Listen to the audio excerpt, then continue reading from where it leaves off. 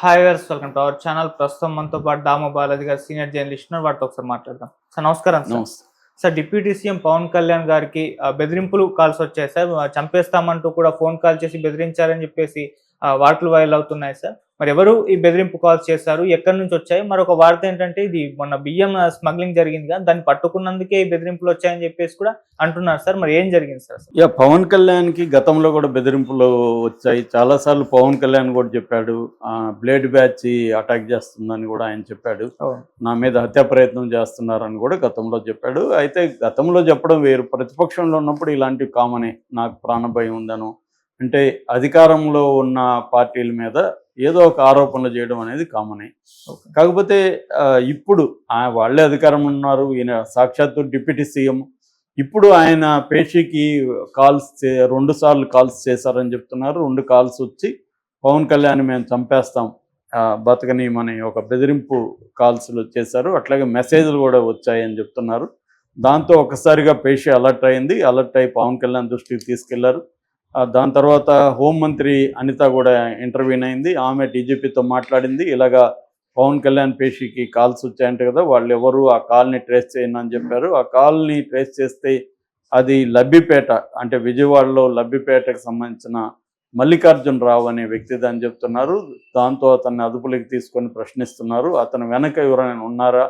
ఎందుకంటే ఎవడో ఒక సామాన్యుడు పవన్ కళ్యాణ్ లాంటి డిప్యూటీ సీఎం పేషీకి ఫోన్ చేసి చంపేస్తామంటే అతను పిచ్చివాడన్నా ఉండాలి, లేకపోతే దాని వెనక ఏదో కుట్రన్నా ఉండాలి. ఎందుకంటే అందరికీ తెలుసు కదా, ఇవాళ కాల్స్ని ట్రేస్ చేయడం అనేది పెద్ద విషయం కాదు. నువ్వు ఫోన్ స్విచ్ ఆఫ్ చేసుకున్నా కూడా నేను పట్టుకోవడం అనేది ఇవాళ ఉన్న టెక్నాలజీ పెద్ద విషయం కాదు. సో అలాంటప్పుడు కాల్స్ చేస్తే మనల్ని తీసుకెళ్ళి వాయిస్తారు, జైల్లో పెడతారు. ఎందుకంటే ఇది లైఫ్ థ్రెట్ ఇవ్వడం కాబట్టి సీరియస్గా తీసుకుంటారు, బెయిల్ రాదు. సో ఇది అందరికి తెలీదా? ఎవరికైనా కామన్ సెన్స్ ఉండే ఎవరికైనా తెలుసు కదా. మరి ఇతను ఎవరు? ఇతను వెనక బియ్యం స్మగ్లింగ్ ఉందా? ఎందుకంటే గతంలో కూడా మనం కూడా టాపిక్ చెప్పుకున్నాము, పవన్ కళ్యాణ్కి భద్రత పెంచాలి, పవన్ కళ్యాణ్కి సెక్యూరిటీ ప్రాబ్లం ఉందనేది హోంశాఖ చెప్పిందనేది అంటున్నారు. ఎందుకంటే పవన్ కళ్యాణ్ ఒకటి మహారాష్ట్రలో పోయి ఆయన మాట్లాడడం, ఆ సందర్భంగా ఆయన హిందువుల భద్రత మీద, పాకిస్తాన్లో కానీ బంగ్లాదేశ్లో కానీ హిందువుల భద్రత మీద ఆందోళన వ్యక్తం చేయడం, హిందువుల మీద అక్కడ జరుగుతున్న దాడుల్ని ఆయన గట్టిగా ఖండించడం, అట్లాగే లడ్డు విషయంలో కూడా సనాతన ధర్మాన్ని గురించి మాట్లాడడం. ఇలాగ పవన్ కళ్యాణ్ ఏంటంటే నేషనల్ లెవెల్లో బీజేపీ వాళ్ళ కంటే కూడా హిందూ మతానికి సంబంధించిన విషయాల మీద గట్టిగా మాట్లాడడం, ఇండైరెక్ట్గా, డైరెక్ట్గా ఏమీ అనట్లేదు కానీ ఇండైరెక్ట్గా ముస్లింలకు సంబంధించి యాంటీగా మాట్లాడడం అనేది కనిపిస్తుంది అనేది ఒక విమర్శ ఉంది. దాంతో ఆయనకి టెర్రరిస్టుల నుంచి థ్రెట్ ఉండొచ్చు అనేది ఒక ఇది.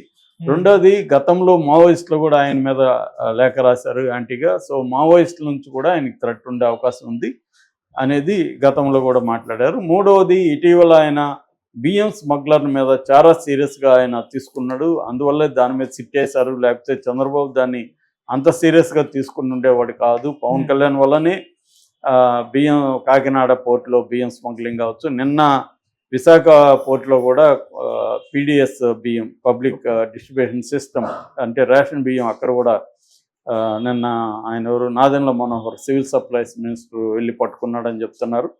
సో దీని వెనక ఇంటర్నేషనల్ స్మగ్లింగ్ ఉంది. ఎప్పుడైనా బియ్యం స్మగ్లింగ్, ఇలాంటి స్మగ్లింగ్ అనేది ఎవరో ఒక వ్యక్తి ఉండదు, దీని వెనక ఒక సిండికేట్ ఉంటుంది, ఒక ఇంటర్నేషనల్ మాఫియా ఉంటుంది. ఎందుకంటే ఇక్కడ షిప్ నుంచి సౌత్ ఆఫ్రికాకి, మలేషియాకి, బంగ్లాదేశ్కి, ఇలాగా అనేక దేశాలకు బియ్యం స్మగ్ల్ అవుతుంటుంది. కాబట్టి దీని వెనక ఒక ఇంటర్నేషనల్ మాఫియా ఉన్నప్పుడు వాళ్ళకి ఇబ్బంది పెడితే పవన్ కళ్యాణ్ మీద వాళ్ళకి కోపం ఉండే అవకాశం ఉంది. ఆ రకంగా వాళ్ళేమన్నా పవన్ కళ్యాణ్కి హాని తలపెట్టాలని ట్రై చేస్తున్నారనే యాంగిల్లో కూడా పోలీసులు ఎంక్వైరీ చేస్తున్నారు. ఈ నేపథ్యంలో పవన్ కళ్యాణ్కి సెక్యూరిటీ పెంచాలనే ప్రతిపాదన కూడా వచ్చింది. యాక్చువల్గా ఆయన ఇప్పుడు వై కేటగిరీలో సెక్యూరిటీ ఉందని చెప్తున్నారు. వై కేటగిరీ అంటే ఆల్రెడీ 22 మంది పోలీసులు ఉంటారు. ఆయనకి బుల్లెట్ ప్రూఫ్ వెహికల్ ఉంటుంది.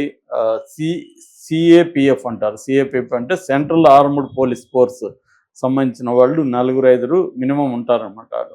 సో ఈ స్థాయి సెక్యూరిటీ ఉంది. ఇది సరిపోకుండా జెడ్ కేటగిరీ ఏమన్నా ఇస్తారా అనేది కూడా ఇవాళ చర్చ జరుగుతుంది. ఎందుకంటే మనకి మొత్తంగా సెక్యూరిటీ 6 రకాలుగా ఉంటుంది. ఒకటేమో ఎస్పీజీ, స్పెషల్ ప్రొటెక్షన్ గ్రూప్ అంటారు. ఇది ప్రధానమంత్రి స్థాయి వాళ్ళకి ఉంటుంది, ఎస్పీజీ ఉంటుంది. రెండోది జెడ్ ప్లస్, మన చంద్రబాబు నాయుడు లాంటి వాళ్ళకి జెడ్ ప్లస్ ఉంది. తర్వాత జెడ్ కేటగిరీ ఉంటుంది, దాని తర్వాత వై ప్లస్ ఉంటుంది, వై ఉంటుంది, ఎక్స్ ఉంటుంది. మొత్తం 6 రకాల కేటగిరీలు ఉంటాయి. ఇందులో పవన్ కళ్యాణ్కి మొన్నటి వరకు ఎక్స్ ఉంది, దాన్ని వైకి పెంచారని చెప్తున్నారు. ఇప్పుడు వై ప్లస్ కానీ జెడ్ కానీ ఇవ్వాలనేది డిమాండ్ చేస్తున్నారని చెప్తున్నారు. ఎందుకంటే పవన్ కళ్యాణ్కి థ్రెట్ ఉంది. ఇటీవల ఈ కాల్స్ వచ్చిన నేపథ్యంలో ఈ సెక్యూరిటీ కూడా పెంచాల్సిన అవసరం ఉంది అనేది చెప్తున్నారు. ఎందుకంటే పవన్ కళ్యాణ్ని బీజేపీ నేషనల్ వైడ్గా కూడా వాడుకునే అవకాశం ఉంది. ముఖ్యంగా సౌత్ ఇండియాలో పవన్ కళ్యాణ్ ని బీజేపీ తన క్యాంపెయిన్ కోసం బలంగా వాడుకునే అవకాశం ఉంది. ఎందుకంటే మహారాష్ట్రలో మొన్న పవన్ కళ్యాణ్కి చాలా మంచి అప్పలాజ్ వచ్చింది, బ్రహ్మాండమైన స్పీచ్ ఇచ్చాడు. నేను కూడా దాని మీద చెప్పాను. ఒక సిస్టమేటిక్ స్పీచ్ అనేది ఆయన ఇచ్చాడు. అది కూడా మోడీ స్టైల్లో ఆయన అక్కడ స్పీచ్ ఇచ్చి సక్సెస్ అయ్యాడు. రెండవది ఆయన ప్రచారం చేసిన ఎమ్మెల్యే నియోజకవర్గాలు అందరూ కూడా మహాయుతి వాళ్ళు గెలిచారు, ఆ కూటమి వాళ్ళు గెలిచారు. కాబట్టి పవన్ కళ్యాణ్ సక్సెస్ అయ్యాడు. ఇలాగే మిగతా రాష్ట్రాల్లో కూడా పవన్ కళ్యాణ్ సేవలను ఉపయోగించుకోవాలి. నెక్స్ట్ బీహార్లో ఉంది, ఢిల్లీలో ఉంది. ఇక్కడంతా కూడా పవన్ కళ్యాణ్, అక్కడ తెలుగు వాళ్ళ పాపులేషన్ ఉన్న చోట, లేకపోతే ఆల్రెడీ పవన్ కళ్యాణ్ పట్ల కొంత క్రేజ్ ఉన్న చోట చేద్దాము. ఎందుకంటే ఇప్పుడు పుష్ప లాంటి బీహార్ లాంటి దాంట్లో హిట్ అయిందంటే సౌత్ ఇండియా హీరోల మీద వాళ్ళకి ఎంత క్రేజ్ ఉందో మనకు అర్థమవుతుంది. సో ఈ యాంగిల్లో పవన్ కళ్యాణ్ అక్కడ కూడా ఉపయోగించుకుందామని బీజేపీ ఉంది. ఓకే, ముఖ్యంగా అయితే సౌత్ ఇండియాలో పవన్ కళ్యాణ్ తెలియని వాళ్ళు ఎవరు ఉంటారు కాబట్టి సౌత్ ఇండియాలో పవన్ కళ్యాణ్ని ఉపయోగించుకుందాం ఉంది. ఆ రకంగా కూడా పవన్ కళ్యాణ్